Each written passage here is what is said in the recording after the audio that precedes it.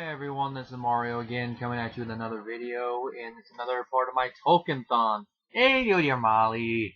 Yeah, she could be my little guest. Yeah, now, first of all, I want to start off this. If I seem during this review at all to be kind of a little bit out of it and in a bad mood, there's a couple of reasons for that.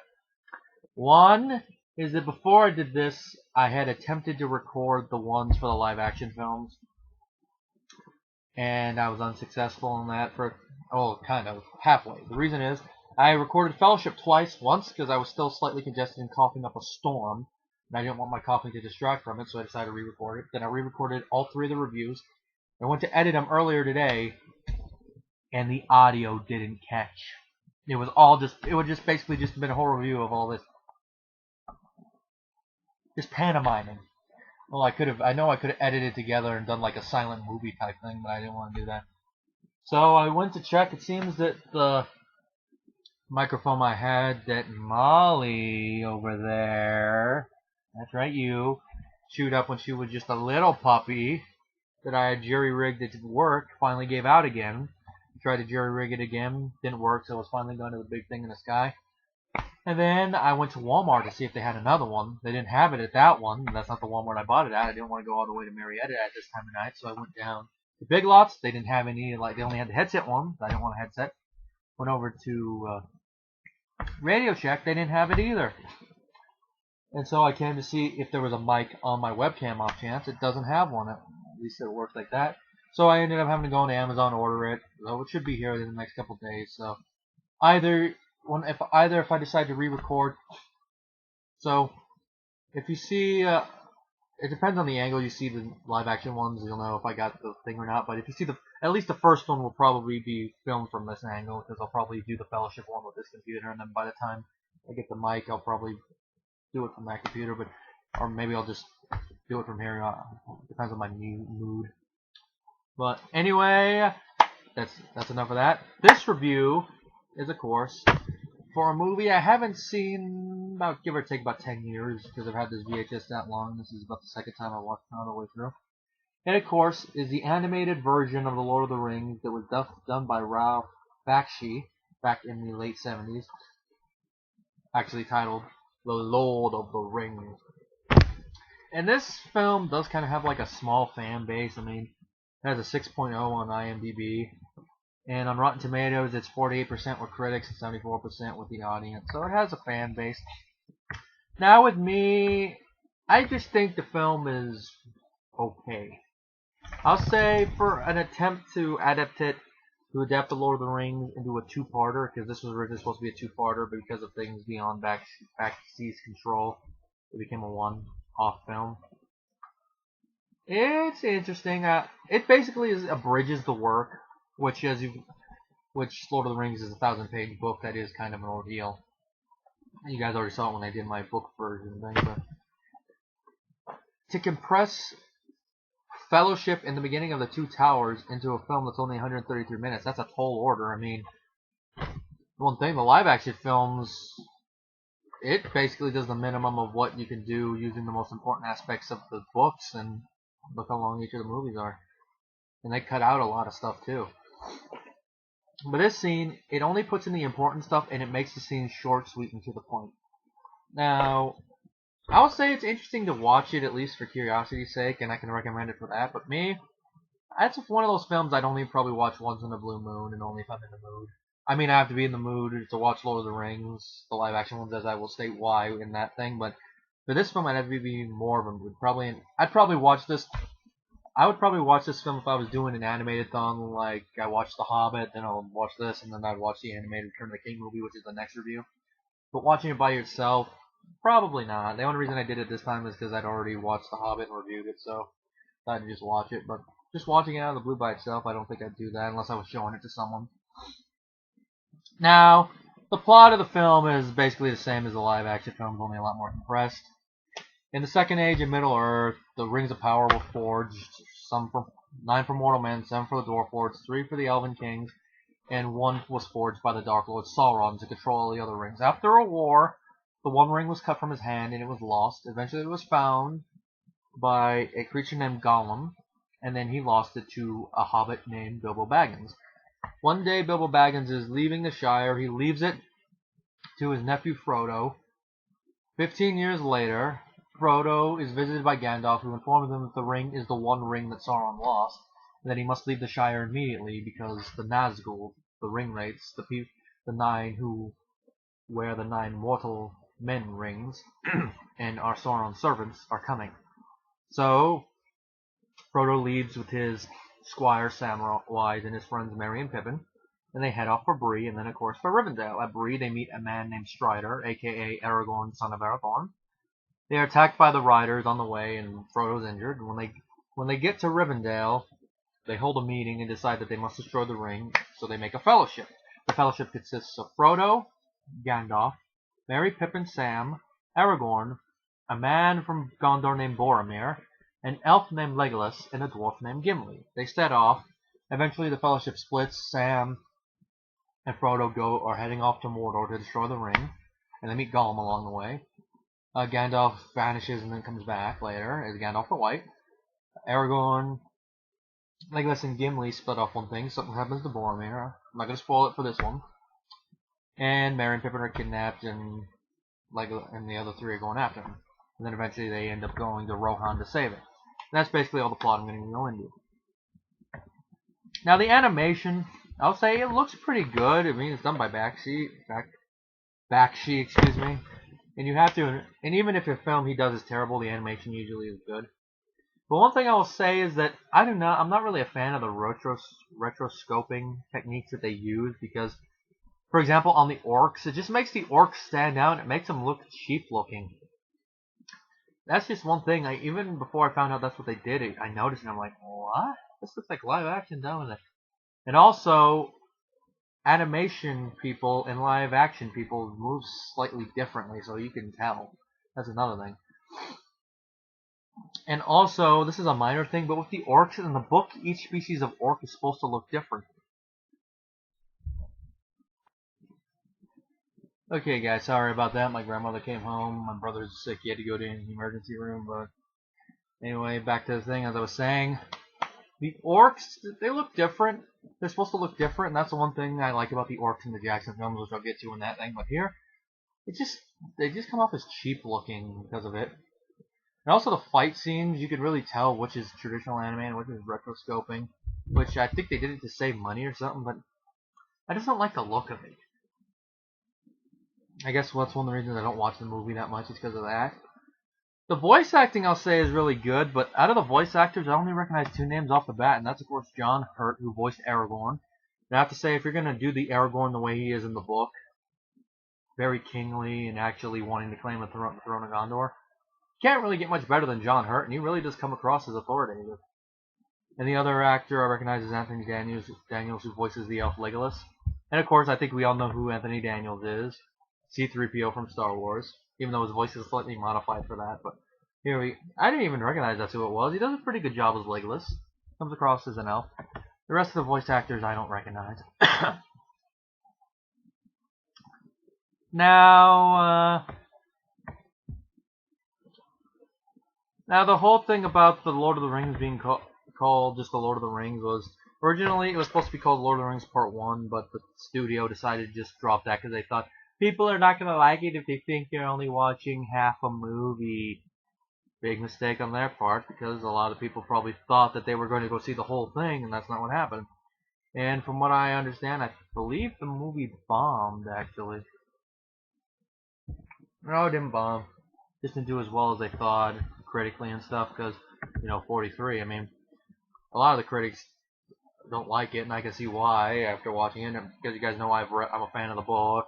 Read it multiple times, and also, well guys, I'm back again. Sorry about that. I had to get something from Grandma's car for her, but I actually lost my train of thought that time.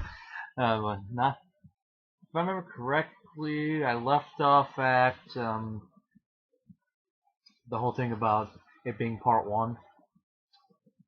Well, it's because I think the film underperformed, and then that's why, and also I think some contract stuff. But I know that Ralph Bakshi wanted to do a sequel, but we all know it didn't come to pass.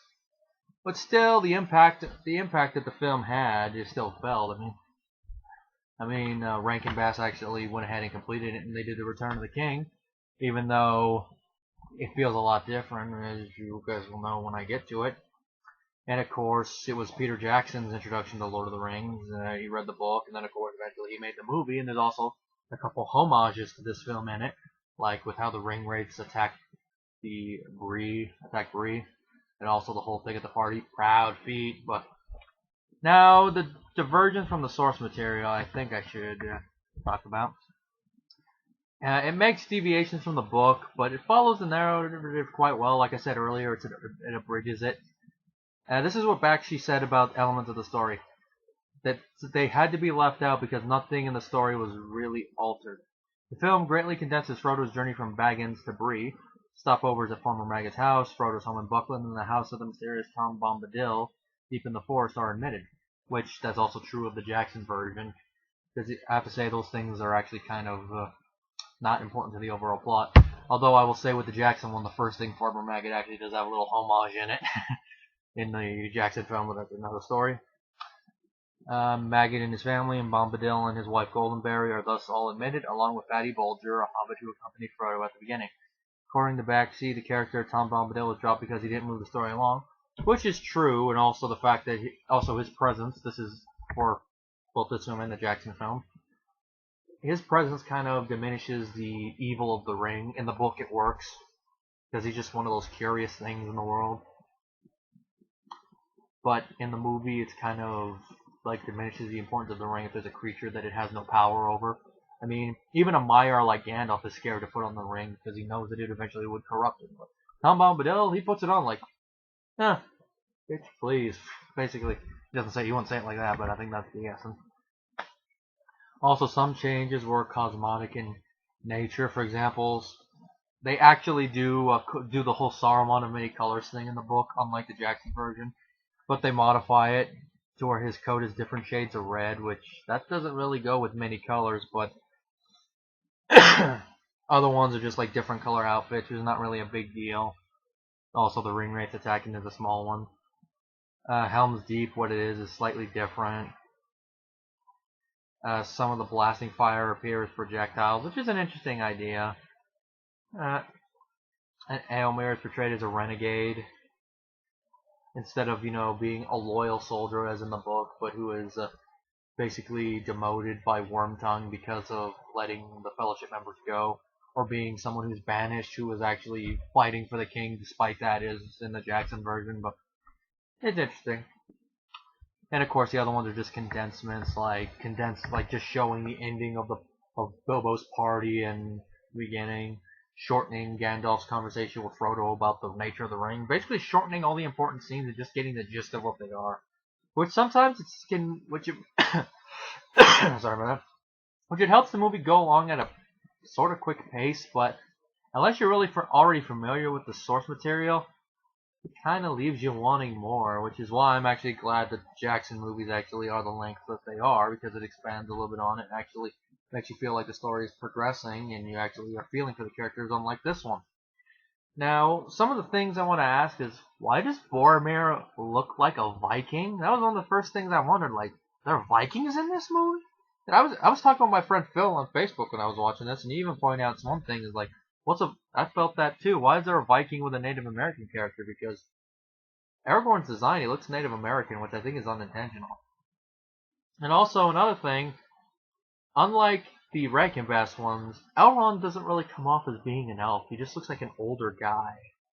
Maybe they should have made his ears more prominent, but he doesn't really come off as an elf to me.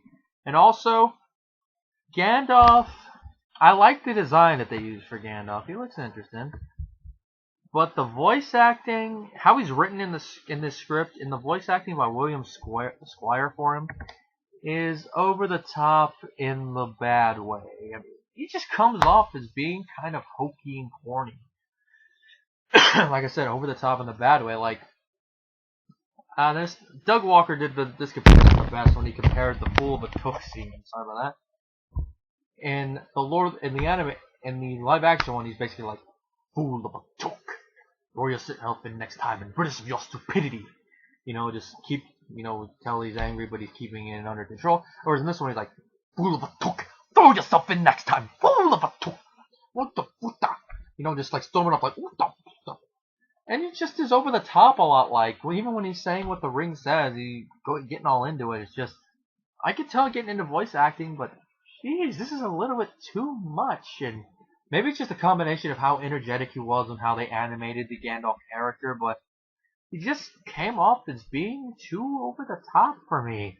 As I read him as a loving, elderly-like character who basically how Ian McKellen captures him in the Jackson films. That's basically how I read him as. Granted, I read the first book after I saw the first movie, but I read the other two books before I even saw the other two movies. So it basically is how I was him. And I'd already read The Hobbit before that, so that's basically how I thought of him.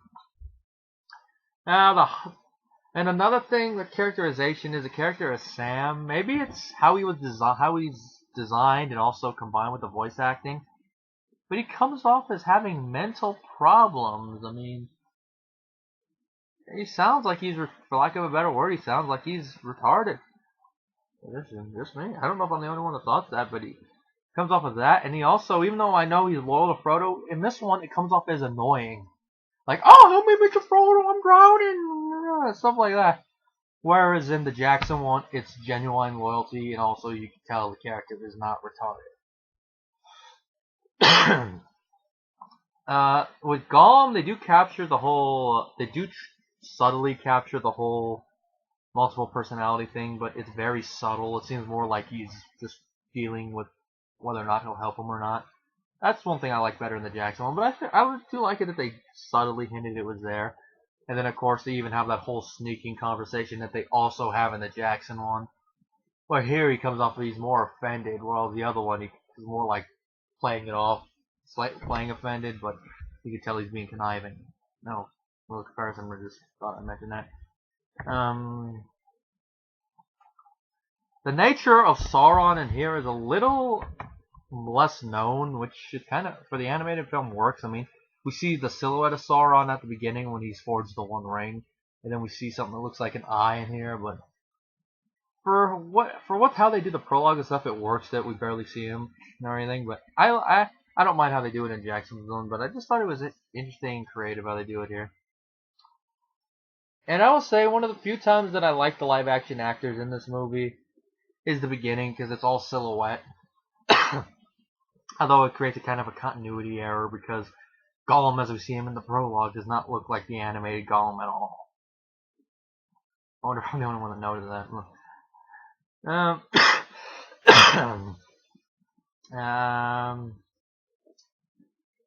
What else to say? Eowyn doesn't have any lines, which is kind of a shame. Don't know what else to really say. My rating for the animated Lord of the Rings, all honesty, 2.5 out of 5 stars, just for what I like about it.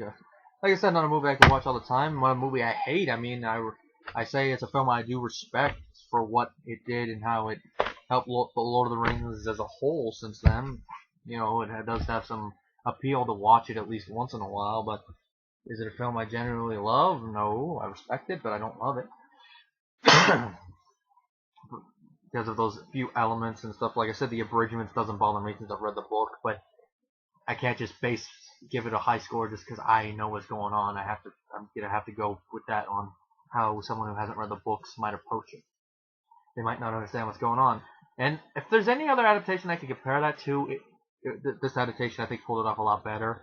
Maybe because I had more time, and also because it was written a lot better. Would be Stephen King's It. It used only the important stuff, but you still understand the adaptation better if you've if you read the book, considering how they did a few scenes from the book, just interjected them kind of willy-nilly. But, like I said, 2.5 out of 5. That concludes my review of Bakshi's Lord of the Rings film, and next is going to be my review of the Rankin Bass TV Return of the King film.